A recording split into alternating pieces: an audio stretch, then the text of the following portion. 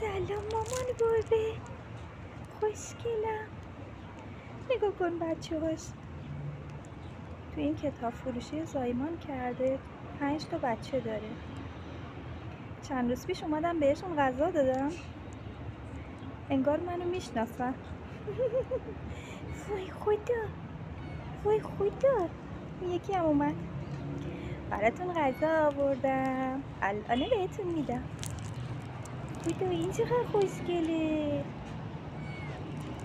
وای این، وای این نارنجیه. خوشگلا، خوشگلا. بخورین نوش جونتون.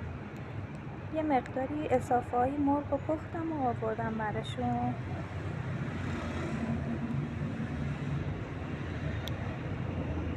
دیگه سیر شدن فکر کنم. اول خیلی گرسنه بودم.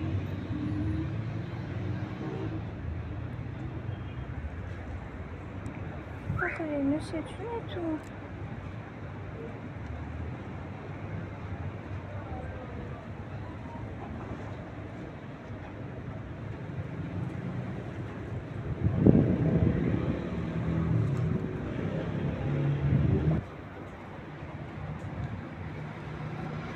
چرا نمیخوره خوشگله؟